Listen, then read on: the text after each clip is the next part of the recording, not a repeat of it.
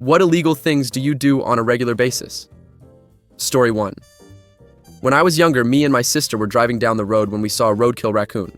We decided to pull over to see if it was still alive. It wasn't, but it had a baby raccoon trying to cuddle up to it.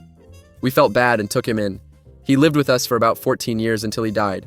Apparently, it's illegal to own a raccoon without a license, but raccoons only live for around 3 years in the wild, so I like to think we gave him a pretty good life for an orphan raccoon, regardless of it being illegal. We live in a small town and regularly took him on walks to the park and stuff. He loved people and sat on my shoulder while I was on a 4th of July parade float. R.I.P. Bandit. Story 2. When I was in college, parking was $500 per semester, which I couldn't afford. I simply went to class each day until I got a parking ticket. I went online, paid the $50 fine, but kept the ticket. Every time I would park on campus, I would toss the ticket out onto my windshield so that the parking police thought I was already ticketed. This worked for 2 years, $1,000 worth of parking for $100. And then I came out of class one day to find 2 tickets and a note that said, "Nice try." Story 3. It is almost impossible to not violate multiple laws while driving. I was a police officer in the early 90s, and when I was in the academy, we had to learn all the traffic laws. One of the instructors said, "You really need to learn traffic laws because there are so many of them that you can always articulate probable cause to stop someone while they're driving." For instance, in Texas, it's illegal to not stop before crossing a sidewalk when leaving a parking lot. I never knew that, and it blew me away.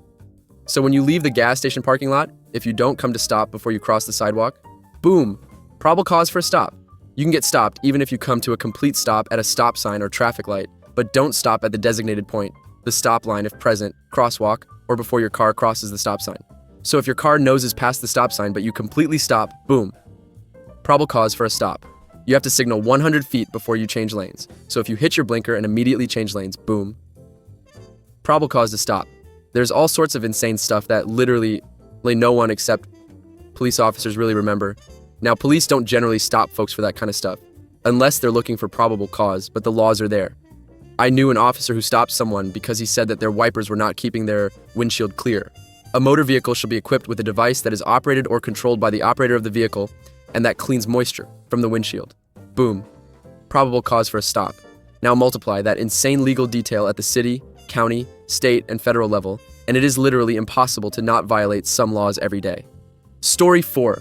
As a teenager, my friends and I would trespass through a guy's property so that we could sit near the river and just hang out.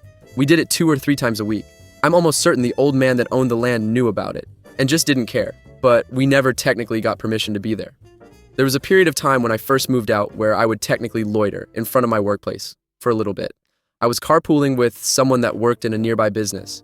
If I got out earlier than her, I would wait around for that hour in the car. Lastly, the grocery store I shop at sells the best donuts I've ever consumed.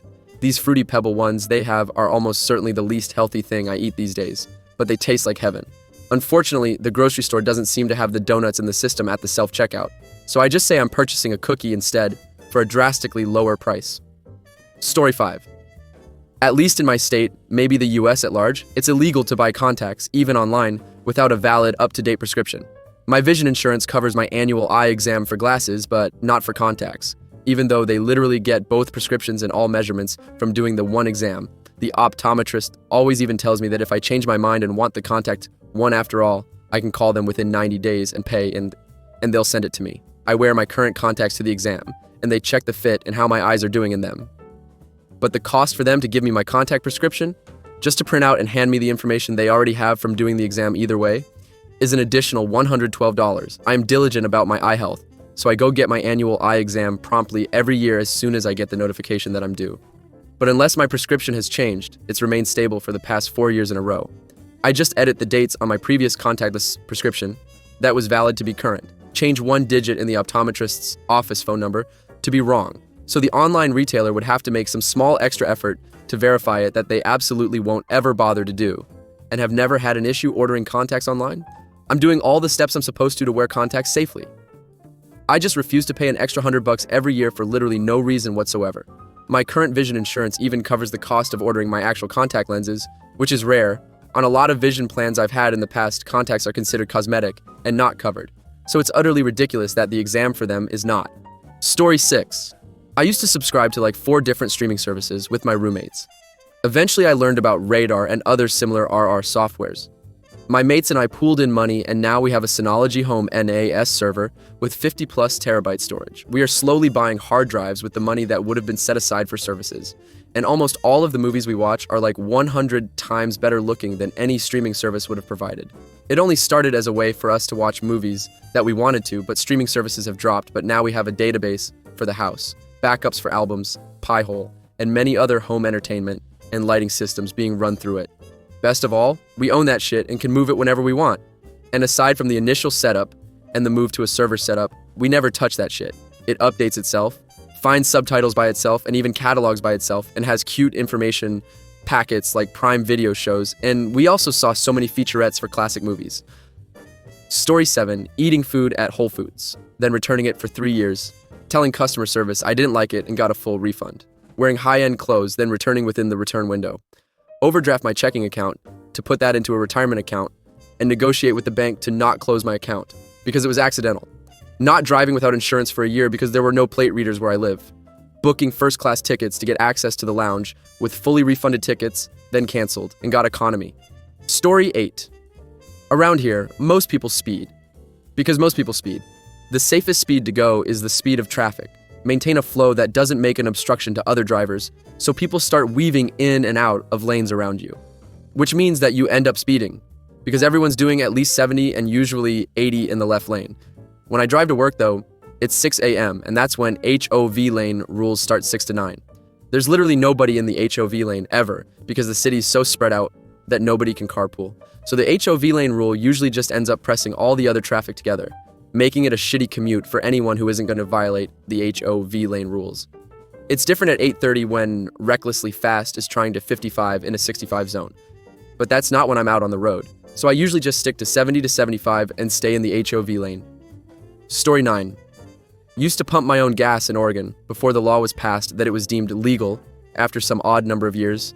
The gas station I did it at knew me because I was a regular, and the day after the law passed, one of the attendants in the doghouse yelled, "Hey, you're not a fugitive anymore." So legal. Now I guess. But I started laughing hard when he pointed it out, because I didn't even know we had such a law. Only one other state has, I think. Story 10, shoplift. The greed that is running apparent across all of these major retailers has broken past the barriers of secrecy and now are right in the sunshine for everyone to see.